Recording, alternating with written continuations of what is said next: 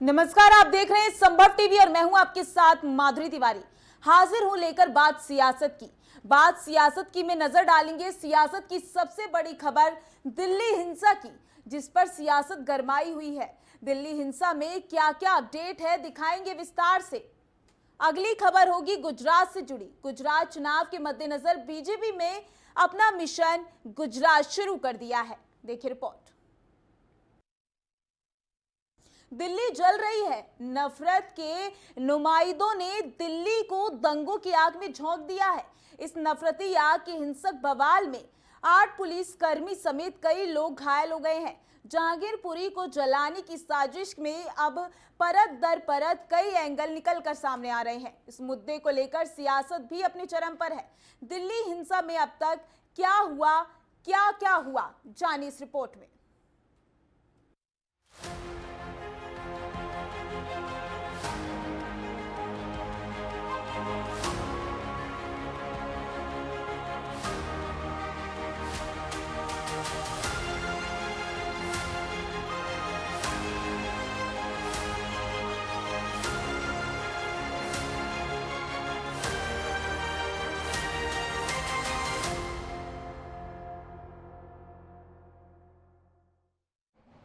देश को जला रही है उन्मादी आग। कौन दे रहा है उपद्रवियों को नफरती खाक? पहले जलाया खरगोन और राजस्थान, अब दिल्ली के जहांगीरपुरी में भी विवाद। कई इंक्वायरी कमीशन की रिपोर्ट का हवाला दे दूंगा। भिवंडी में फसाद हुआ, उसकी इंक्वायरी कमेटी रिपोर्ट देख लीजिए। कई इंक्वायरी कमीशन रिपोर्ट देख लो आप। जब सरकार चाहती है वायर कम्युनल वायलेंस होता है, और हमेशा रिलीजियस प्रोसेशन से ही कम्युनल वायलेंस होता है। जब दिल्ली का पुलिस कमिश्नर ये कह रहा है कि पुलिस से परमिशन नहीं लिया गया, देश की राजधानी में क्या इस तरह का काम होता है? सुनिए, स्लिप ऑफ द टंग नहीं, कोट हुआ है। इंडिया टुडे के एक जर्नलिस्ट ने इसको कोट किया है और मैंने अभी रीट्वीट किया है उसको। क्या बात है, दिल्ली की राजधानी में आप जुलूस निकालने देते ऐसे ही आप दो। अच्छा चलिए, आपकी बात थोड़ी देर के लिए मान लेते हैं। 2 प्रोसेशन पीसफुल गए नहीं गए वहां से, उस मस्जिद के सामने से, तीसरे में गड़बड़ कैसे हुई? फिर क्या दिल्ली की राजधानी में तलवार को लेकर फिर सकता है? अगर वही तलवार किसी मुसलमान के हाथ में आ गई तो एक तलवार आने दीजिए। यहां पर एक नहीं, 100 के हाथ में तलवारें हैं, कट्टा है, पिस्टल है। मुसलमानों के खिलाफ अनाप शनाप के आप नारे लगा रहे हैं, गाने बजा रहे हैं। अरे रिलीजियस प्रोसेशन है, राम के नाम पे निकाल रहे हैं, और उसमें गाली क्यों दे रहे हैं मुसलमान को? आप किसी मस्जिद पर, दरगाह पर झंडा क्यों लगा रहे हैं आप? क्या उत्तराखंड में आपने नहीं देखा कि दरगाह के ऊपर चढ़कर झंडा लगा दिया गया? वायलेंस को हम कंडेम करते हैं, वायलेंस की कोई इजाजत नहीं देता, मगर जब सरकार खुद खामोश तमाशाई बन के बैठी हुई है तो फिर ये तमाशा हो रहा है। उन पे नजर रखनी होगी। वो किसी भी धर्म का बंदा है। मासूम फंसे ना तो गुनाहगार बचे ना, ये बात याद रखो। मासूम फंसे ना, गुनाहगार बचे ना। और गुनाहगार जो है, मुजरिम है, जो जालिम है, उसका कोई धर्म नहीं होता। ये मत सोचो जिसने गुनाह किया ये फलां धर्म का डिमका, वो कोई मदद ना करे। भाई अवैसी साहब, मुझे तो ये सबक ही नहीं दिया बुरा बोलने का। हर बात पे सियासत ना किया करो। फॉर गॉड सेक, अल्लाह का वास्ता, तुम्हें लोगों को चैन से रहने दो। Don't provoke them, don't instigate them. Party को ये कहना चाहिए कि दिल्ली पुलिस बहुत अच्छा काम कर रही है। हमसे भी जो होगा हम करेंगे। अगर वो ब्लेमिंग ही करते रहेंगे तो पब्लिक ये सब जानती है। दिल्ली के जहांगीरपुरी में शनिवार को हनुमान जयंती की शोभा यात्रा पर पथराव के बाद इलाके में तनाव फैल गया है। 2 पक्षों के बीच हुए इस हिंसक बवाल में 8 पुलिस कर्मियों समेत कई लोग घायल हो गए हैं। हिंसा पर उतारू भीड़ ने घरों और दुकानों में तोड़फोड़ की और कई गाड़ियों को आग लगा दी। पुलिस ने इस मामले में अब तक 2 नाबालिगों समेत 23 लोगों को अरेस्ट किया है। दिल्ली के जहांगीरपुरी इलाके में हनुमान जयंती पर हुई हिंसा के मामले में पुलिस की कार्रवाई तेज है। दिल्ली पुलिस ने मामले में 4थी FIR दर्ज की है। पुलिस ने आरोपी सोनू चिकना को गिरफ्तार कर लिया है।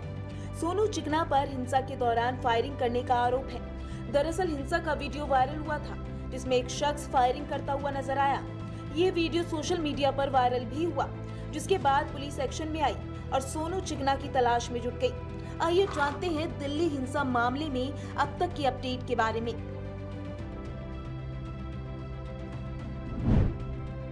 अपडेट नंबर 1, मामले में पुलिस ने चौथी एफआईआर दर्ज कर ली है।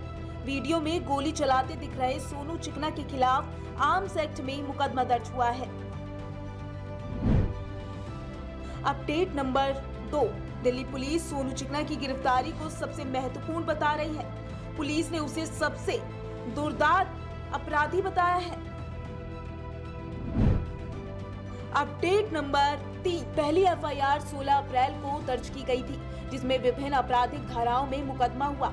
दूसरी एफआईआर में बगैर अनुमति के शोभा यात्रा निकालने पर विश्व हिंदू परिषद और बजरंग दल के खिलाफ मुकदमा हुआ। तीसरी एफआईआर में पुलिस पर पथराव करने के मामले में सलमा को आरोपी बनाया गया।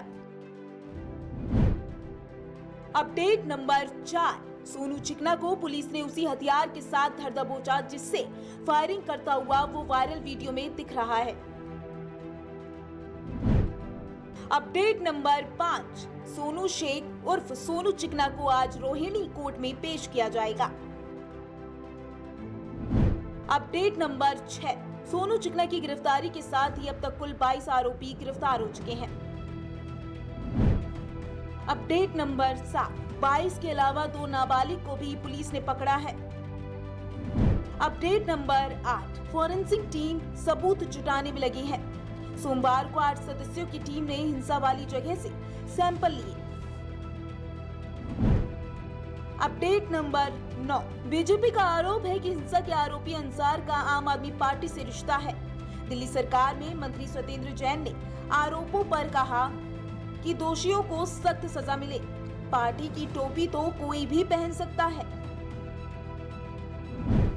अपडेट नंबर 10, असदुद्दीन ओवैसी ने कहा कि हिंसा सरकार की शह पर हो रही है। सरकार चाहती तो हिंसा नहीं होती, पुलिस की कार्रवाई एक तरफा है। दिल्ली के जहांगीरपुरी में हनुमान जयंती पर हुई हिंसा के मामले में आरोपी अंसार पुलिस गिरफ्त में है। उसे लेकर हर रोज नए खुलासे हो रहे हैं। अब जो नया खुलासा हुआ है उसके मुताबिक हिंसा मामले में खुलासा, सी ब्लॉक की जामा मस्जिद के इमाम ने अंसार को फोन किया था, जिसके बाद ही वह शोभा यात्रा में पहुंचा था। सूत्रों के मुताबिक पुलिस को जांच में पता लगा है कि शनिवार को जिस दौरान शोभा यात्रा निकल रही थी, उस दौरान जहांगीरपुरी की सी ब्लॉक की जामा मस्जिद के ऊपर इमाम और अन्य लोग खड़े थे। उन्होंने ही अंसार को फोन करके बुलाया था, जिसके बाद वह अपने 4-5 साथियों के साथ मस्जिद के बाहर पहुंचा और शोभा यात्रा में चल रहे लोगों से बहस करने लगा, जिसके बाद दंगे भड़क गए। हिंसा के मामले में पुलिस अंसार की कुंडली खंगाल रही है। पुलिस ने अंसार और उसके साथियों के मोबाइल की कॉल डिटेल रिकॉर्ड खंगालने शुरू कर दिए हैं। ऐसा इसलिए क्योंकि पुलिस के पास मौजूद रिकॉर्ड के मुताबिक अंसार का जन्म भले ही जहांगीरपुरी में हुआ हो, लेकिन उसकी पारिवारिक जड़ें पश्चिम बंगाल से जुड़ी है। इस मामले पर सियासी पारा हाई है, बयानबाजी का दौर जारी है। संजय राउत ने इस मामले को दिल्ली एमसीडी चुनाव से जोड़ दिया है और बीजेपी पर आरोप लगाया है कि वही बीजेपी ने ट्वीट करके इस हिंसा को केजरीवाल सरकार से जोड़ा है और इस हिंसा को साजिश करार दे रही है।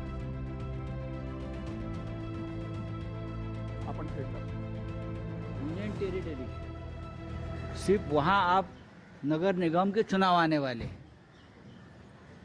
नगर निगम के चुनाव आपने पहले आगे कर दिए। जो डेट थी, जो तय था, एक शेड्यूल था, वो शेड्यूल को आपने भंग करके आगे के लिए बना दिया है और अब दंगे कर दिए। ये सब जो कुछ चल रहा है, ये नगर निगम चुनाव जीतने के लिए आपके पास कोई इशू नहीं है। इसलिए मुंबई में भी आपने यही तनाव पैदा किया है, किसी को पकड़कर।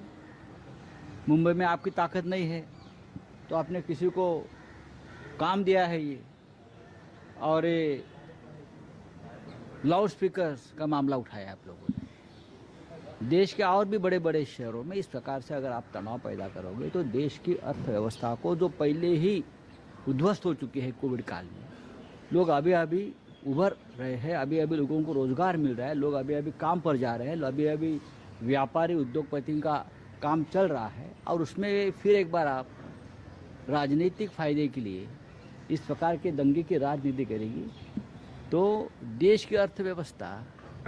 जहांगीरपुरी इलाके में जो सांप्रदायिकवादी ताकतों ने, जो उपद्रवियों ने हनुमान जन्मोत्सव पर निकाली जाने वाली शांतिपूर्ण ढंग से उस शोभा यात्रा के ऊपर जो पथराव किया, वो मात्र एक संयोग नहीं, एक बहुत बड़ी साजिश है।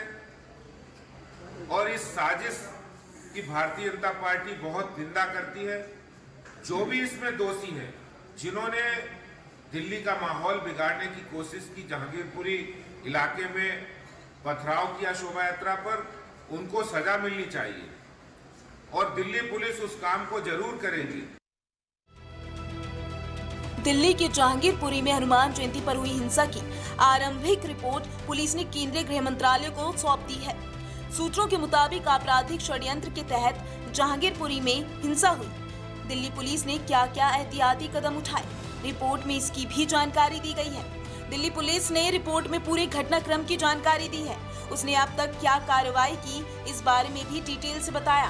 रिपोर्ट में बताया गया है कि घटना में शामिल हथियार बरामद कर लिया गया है। ब्यूरो रिपोर्ट, संभव टीवी।